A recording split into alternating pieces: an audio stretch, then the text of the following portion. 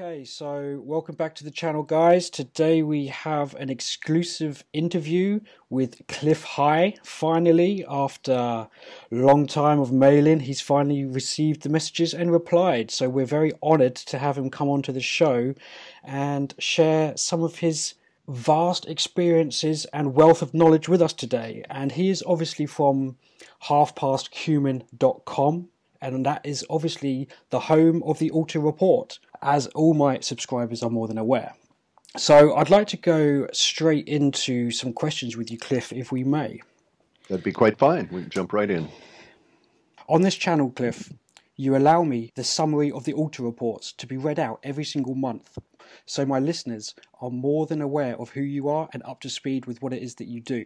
I'd like to dive right into your personal woo-woo universe, as we have many questions today, not only from me, but from the growing community of subscribers who wish to focus on some more even deeper topics and on woo-woo subjects that you don't have time to expand on in other interviews. So we'll get straight in with the first question. We'll start with an easy one. Behind the scenes of creating the Webbot Auto Reports, what is it we don't hear about? Do you sometimes see things that are controversial or unbelievable that you don't put into the Webbot reports? Yes, there's quite a bit of stuff that I will deliberately leave out. Some because I don't have a solid understanding that the prescience is valid. Okay, so I have to deliberately screen certain memes that come through because I think that they may be manipulation or an attempt to skew data, not necessarily aimed at myself, but aimed at some other effect. And so I throw things out quite frequently. And they do turn out to be prescient, but also I've learned enough now that they also turn out to be part of someone's game. An example, what might be someone that would be manipulating the Twitter feed in order to cause the algorithms that are operating the computers on Wall Street to trade certain ways. And the way that they manipulate that Twitter feed could throw because they're attempting to cause something to actually occur in the future, it has a tendency to force a particular kind of processing it within my stuff, and so it can throw a hitch in the get along. So I don't report things like that. And there are numerous attempts. So from my viewpoint, one of the things my spiders are doing is attempting to collect data in what can only really be described as a giant digital battlefield with many different parties at war, or not even at war, but attempting to manipulate the environment to their own end in conflict with someone else. And so it's a very difficult task, really, and has grown so from the 90s. In the 90s, that did not exist. It was a nice, pleasant, pastoral area where I could go on out and pick up the buttercups of prescient language. These days, we have to, watch out for logic bombs and DDoS attacks and you name it, hacks, and these other guys cracks, and it just gets really annoying. So I never go into that. And as a consequence, though, because of that development, I'm actually unsure as to how much we're not seeing anymore within our data sets because the view is being obscured by the smoke of everybody else's battle. So there's that aspect of it. Yes, I also do have a lot of stuff that is just like really space goat fart level bizarre that I have to wait for it to mature. The space goat fart stuff comes in more frequently in longer term data than other sets or than other entity areas. So for instance, a sudden shift in the mindset of a population might appear within the short term data and not the long term. In other words, it's going to show up here and we only get like 4 months warning as opposed to a year and a half. Simply because the change of mind was reasonably quick or something. And so that kind of thing occurs. But with the space goat farts entity, it rarely ever happens that anything just pops into view. It matures over a long period of time. And so I get a lot of really strange stuff in there. A lot of it's still pending or percolating to see if it's actually going to drop into short term and be worth talking about. Much of it is really strange. Like an example might be beings of some form engineering giant energy device around a planet and deciding at some point for whatever reason, to stop that engineering and go on to some other task. And they left all their tools and everything there. And we call that planet Saturn. And the energy device, we call it the rings. So there's that kind of stuff showing up, right? And I'm just waiting for it to mature enough in here to see if any of the specifics start showing up in a meaningful fashion. A lot of this has to be sorted out, especially in that area, in the real deep woo-woo, from all the disinfo. So one thing I do know is that I can say quite confidently that the flat Earth meme that we've seen so prevalent these last few years, I actually was able to, purely by chance, catch its origination out of the E-ring, out of Department of Defense here in the Pentagon. The E-ring is a particular shape, but it's basically concentric circles, and so everything is a ring going inwards. And there's the disinfo area, which is in the E-ring. And they're the ones that brought out the flat Earth meme, or anything I would say would be speculation. So yeah, there's quite a bit that I don't include, because at this point it's either not mature enough, I don't have enough background hooks to other entities to see how it's going to impact us, or it's so far out that it's not yet in a position where there's enough details to validate it, if that makes any sense at all. Sure. So for a lot of stuff on the Ice Age was way out in the year 2000, and so didn't really get around to discussing it until, little allusions to it in the 2003, 4, 5, and 6 range in terms of the reports. And it's taken a long time for that to get this robust within the data. It's fantastic that you can actually pinpoint the origin of, like you've just stated, the flat Earth meme, because one thing that obviously occurs is you have a truth movement which is trying to educate itself, but can quite easily be led down a wrong path. And because the manipulation and what appears to be evidence, which can sometimes seem fairly logical when you're trying to seek that truth, it can disjoint the entire truth-seeking community into a division of effectively confrontation between both sides, which is obviously all designed to create that confrontation. Is that correct? That'd be quite correct, and that would be, I think, an accurate speculation as to one of the effects that was desired from that meme. And what I'm going to say next is going to be a little bit perhaps shocking, and then I say more power to them. Okay, more power to the E-ring. Let them bring it on. Let them dump this stuff out there. Bring that disinfo out as fast as they can. And here's my thinking on this. I live in the progressive liberal-dominated Western social order that's been in existence all of my life and has been maturing that way. Now, there's a component to this that's very negative. And that is that our education system is not that. It is a school system. And in schooling, you get out, you survive it by regurgitating the thoughts that they want you to regurgitate in the way that they want to hear it. And if you don't, then you're substandard and you suffer the consequences. And that's the way our structure is made. So the school system is not designed to teach people to think. I'm of the opinion at the moment that we are entering into an education period in this period of contention, and that what's going to happen is that the things such as the flat Earth meme are just brilliant, just staggeringly illuminating the entire battlefield like some kind of giant flare up there.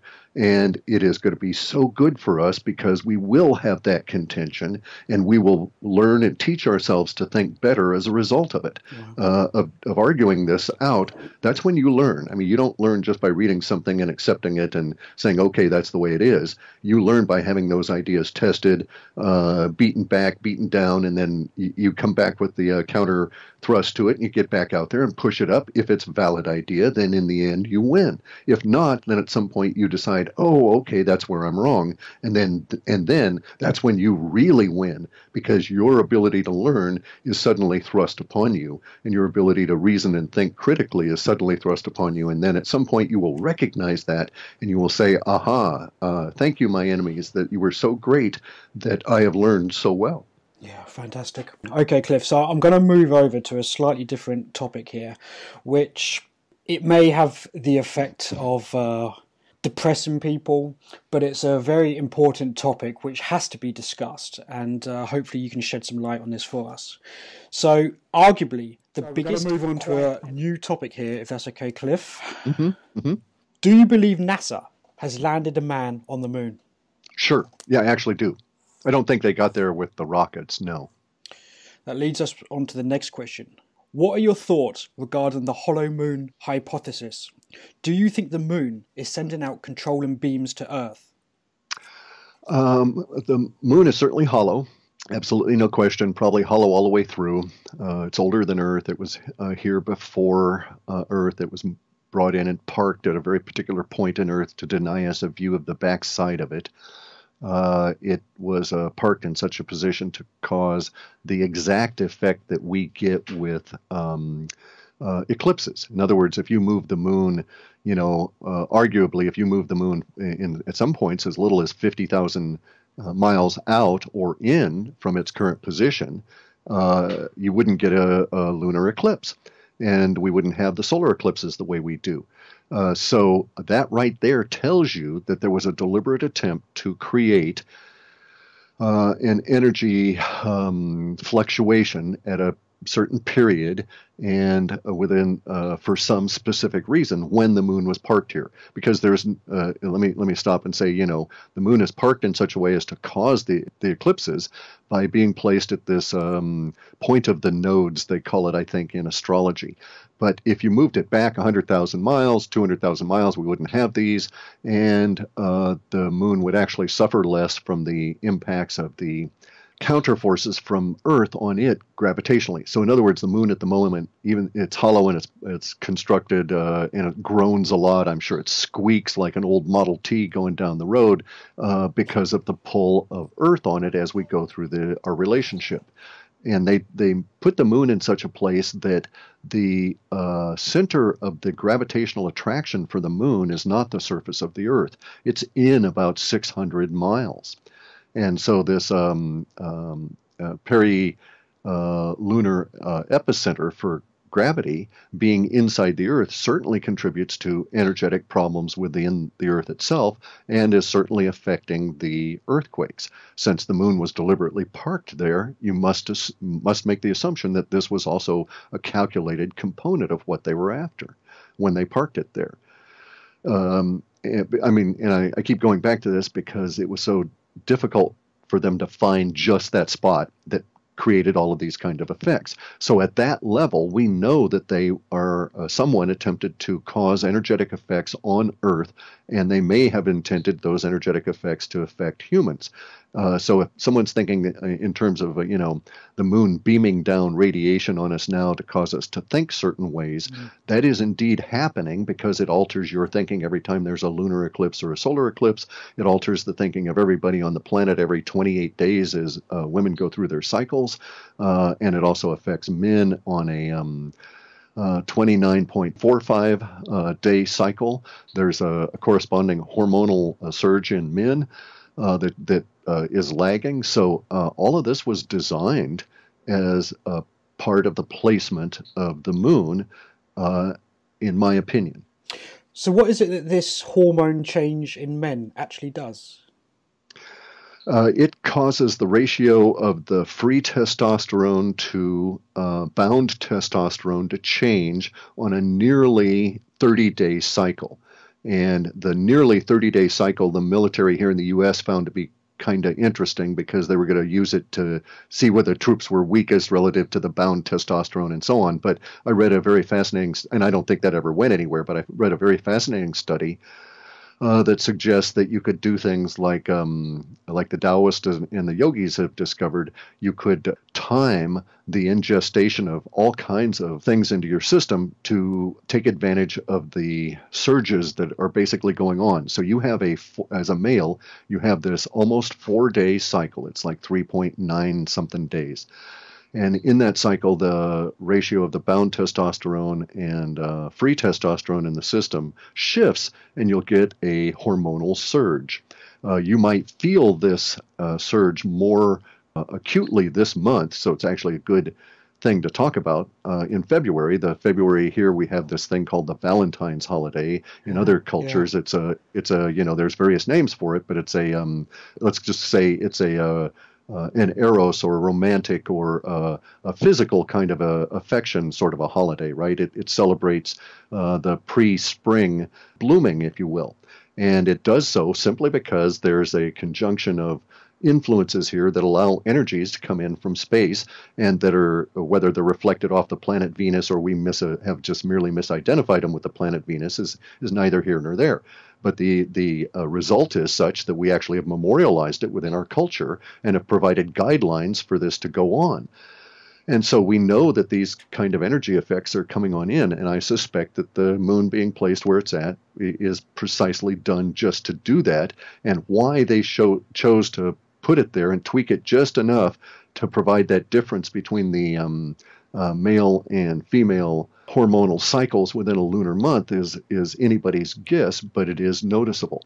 And so you might notice, for instance, that you get a better effect from let's just say grooming or hair rituals, that you'll have good hair days during these 4 days. And it's more than simply your personal impression of it. You have a different ratio of hormones. The testosterone is backing off as it's going into the being bound up, which frees blood flow to the hair follicles and makes it glow better, that kind of thing, right? There's actually physical processes going on.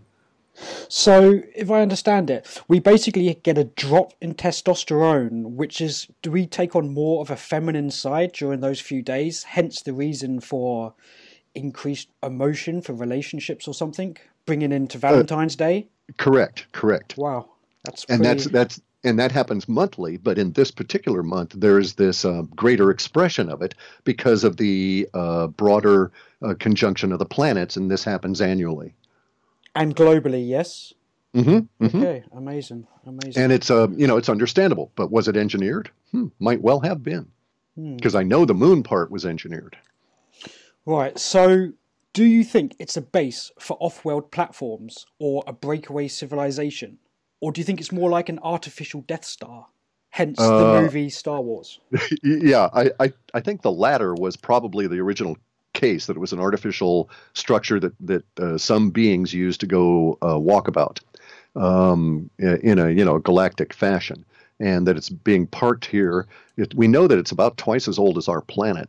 The dust on it is older than our planet and doesn't come from our solar system. So that's it. Now, that having been said, are the people that put it there still around? I don't know. Certainly, if I know that there's a lot of chatter, so to speak, within the intelligence and the woo-woo communities that there's all kinds of bases up there from all kinds of beings.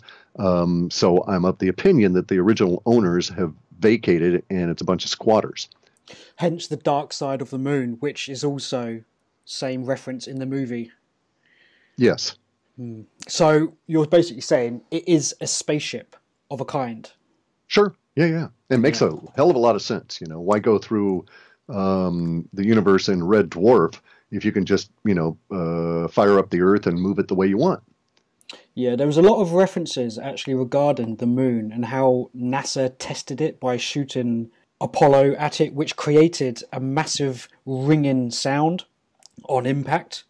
Yeah, that just went on and on and on. Yeah, and there's certain metals like uraniums which have been found which aren't a natural substance. So there's a lot of evidence actually backing up what it is that we're saying here. So it's definitely something people need to get to grips with, that the thing that we look at in the sky isn't as innocent as it actually really looks.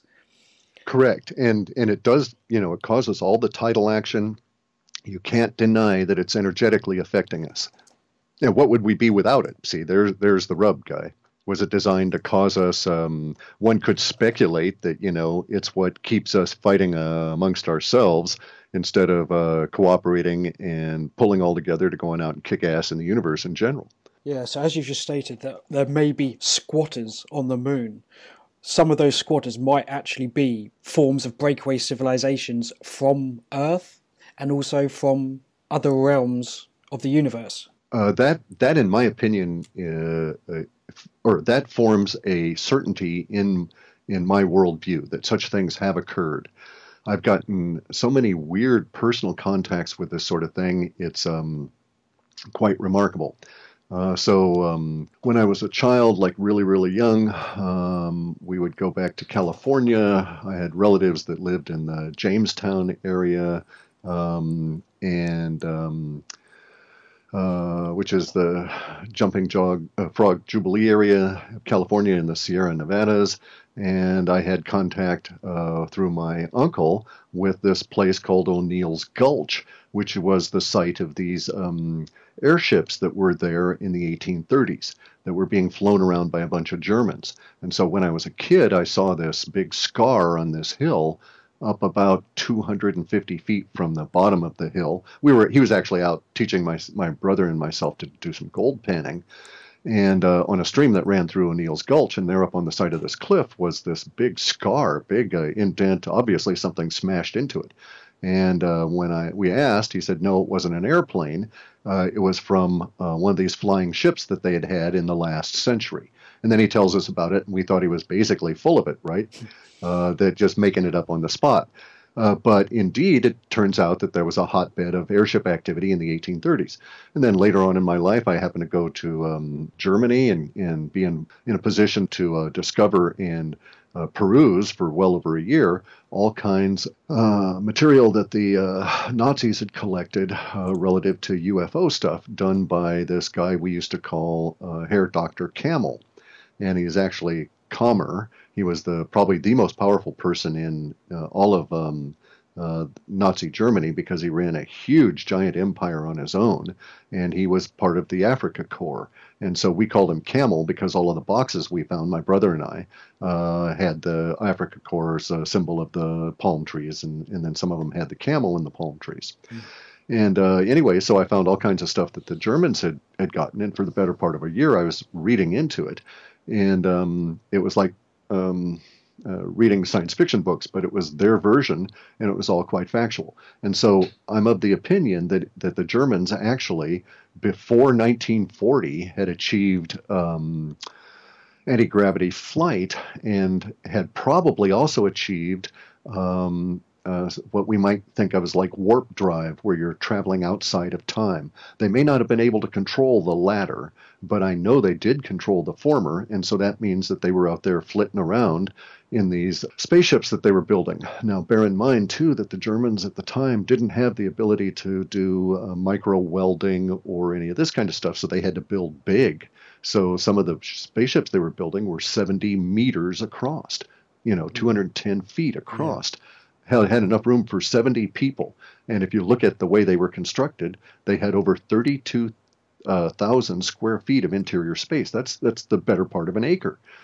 So considerable. I actually want one of those. I want to convert it into a motorhome. But so they were serious about this. So yes, I'm of the opinion that the Germans left the Earth with non-rocket propulsion sometime probably before 41. And thus are likely to have said, oh, let's go up and see what's on the moon. Yeah, and now they're squatting there. Well, thousands, tens upon thousands of people disappeared during this. Okay, so let me back up. When I went into Europe, we went in the period of time when they were just cleaning up the last of what was known as the displaced persons wave, okay? And this was when tens of millions of people that had been shifted around, maybe even hundreds of millions that had been shifted around due to the war, being moved here and there and so on, all tried to sort themselves out. During that period of time, it is not possible at this point for us to estimate how much of the German population basically simply disappeared. Now, I actually had a personal experience of that in the very early 60s because we were, when we first got to Germany, even though there was concurrent travel at the time for military, that means you could travel with, the family could travel with the military officer. We didn't have any housing, and so we had to live on the economy, and so they rented us an apartment in Friedrichsburg, and we were up on the third floor of this really cool place, but down on the first floor was this guy that my brother and I irritated. because we were just out doing kid stuff, and I'm going into the details, but we kind of irritated him. We had to go down and apologize for the mess we'd made on his patio. And he turned out to be this Waffen SS colonel, a real bastard, a real terrible, mean son of a bitch. He'd lost the lower half of one of his legs and was sitting around waiting basically for surgeries, a couple of them. And he spoke just impeccable English because he was had been an interrogator. This was a guy, I was like 8.5 years old. My brother was like 6 years old while we're cleaning up the mess we made. He's saying about, 13 years back that in his job, he would just had this done to us or that done to us or so on. He was a right royal bastard. And my brother got really tired of it at one point and said, well, watch out. Next time you walk out the door, maybe a ball bearing will fall straight out of our third floor window and kill you dead. And so anyway, from that point on, we got a lot of respect from him. But anyway, he was fascinating because he actually disappeared. While we were there living in that apartment, we were barely there 4 months or so. He'd had the surgery maybe 2 weeks after we first met him. He recovered for another couple of weeks. And then we saw him one day, and he was getting hammers and stuff from the super in the building and was nailing up crates and stuff. And then like maybe 3 or 4 days after that, a truck came along. He got in the truck. All those boxes were there, and he's just gone. And, at that point, it was like, all the time that we'd known him and he was talking and stuff, he was just basically saying how they didn't lose the war and that, we were just deluded and we just thought he was just sour grapes, right? Yeah. But from his viewpoint, maybe he was just waiting for his ticket out. Yeah. There's a lot of fantastic channels out there that actually go into depth about the whole Nazi situation, which I do recommend people spend some time to find out what actually happened to the Nazis after the war.